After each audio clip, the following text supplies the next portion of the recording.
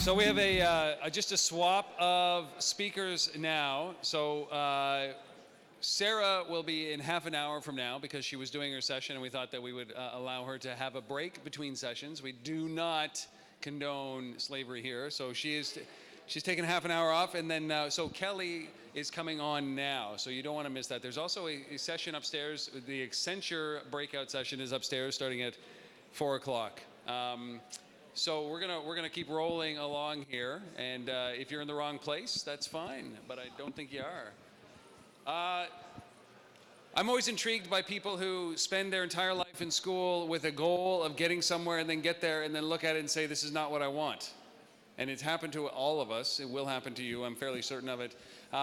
So Kelly started as a lawyer and then quickly, I think, realized, maybe she'll talk about this, that realized maybe that was clearly not her life calling. And then she was a VP or a chief marketing officer, and that was clearly not her life calling. And then she decided to become a speaker and a writer, and this became her life calling. She is the author of Build Your Dream Network, which is the book that is in my hand. It is available for sale out front after she speaks, throughout, I think for a couple of hours after she speaks. I will be giving away one copy of this book signed by Kelly to somebody who sticks around in this room, in here, after the presentation. But I would like you to give a warm reception to Kelly Hoey, please, ladies and gentlemen. Here she is, Kelly.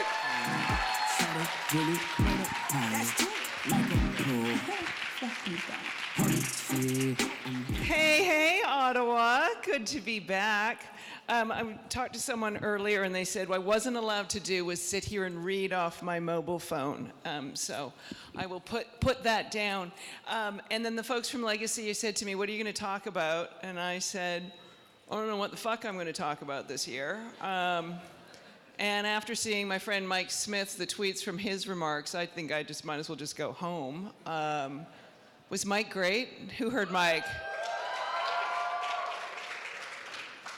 Yeah, I think what I would want to do is start by saying,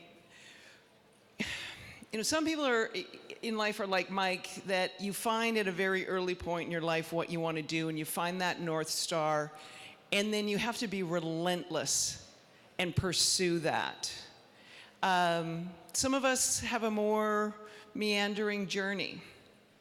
And then we get where we want to be at, the ripe old age of 51, and we put our head down and we pursue that with sort of a maniacal focus.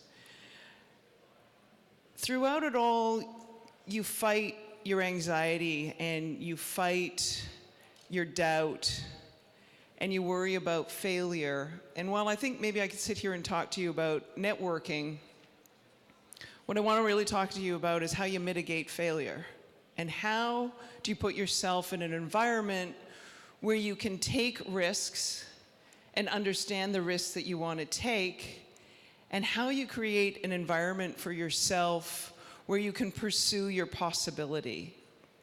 And you do that not because you've got an app or a platform. You do that because you connect effectively with other people. And it is networks and relationships and people who create our greatest possibilities. Platforms, conferences, all these places you have to bump into and engage with other people. That's what you need to focus on when you're here.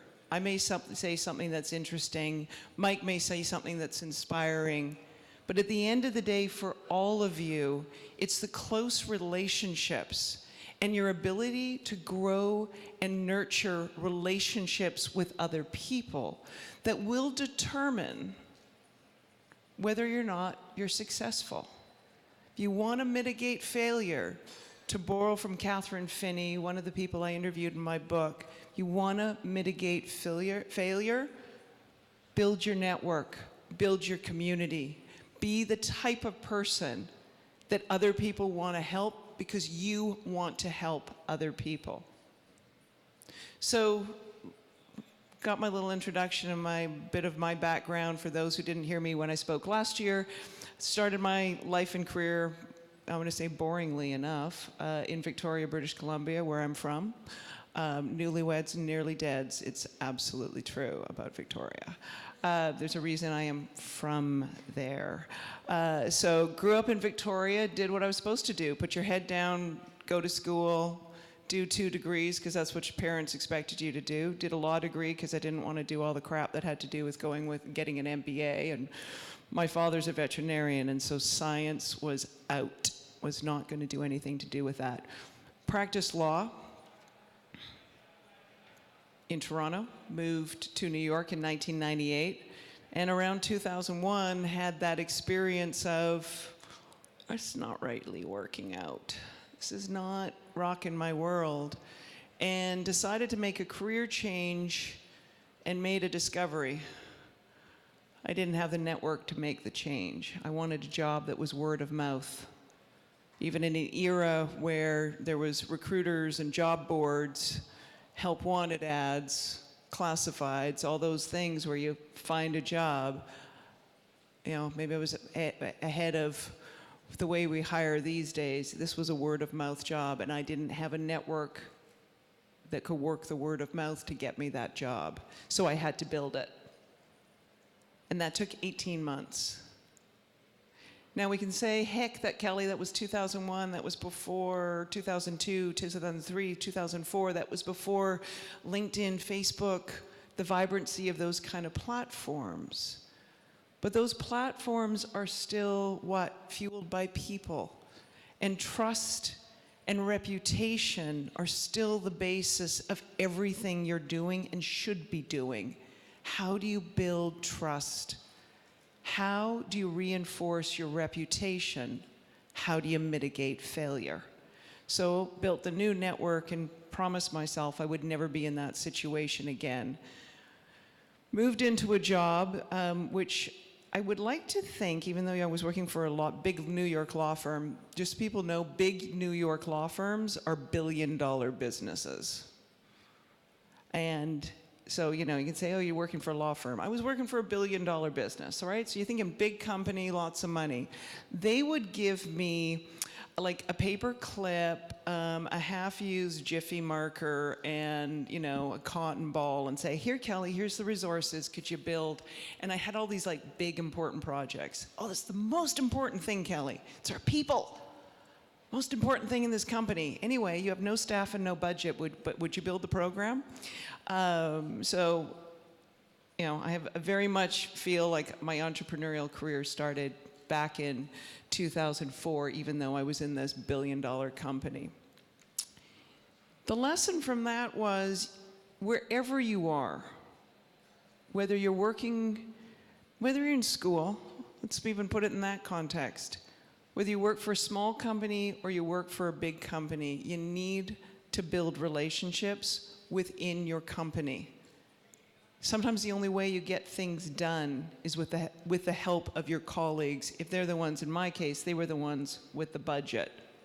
One of the case studies in my book, I think it's absolutely spectacular. A guy by the name of Joe Styler, he's at GoDaddy. Joe started at GoDaddy at the help desk. I like to teasingly say Joe's background is in divinity. Because if you're going to go work in a company that's involved in the internet, having a background in divinity is a really superb skill set. So Joe had entry-level job, and he was on the help desk. He is now a manager in the aftermarkets, which is like moving from receptionist at Goldman Sachs to lead trader. And he did that in part by building relationships within his company, mentoring his team, and developing a team that then of really talented people who reported to him, who then went and worked in other places within the company. He developed his skill set along the way too, but by building those internal relationships, he moved himself from, hi, thanks for calling GoDaddy, this is Joe, to one of the most coveted roles in the company, let alone the industry that he is in. So back to Kelly and my little journey and all this kind of stuff.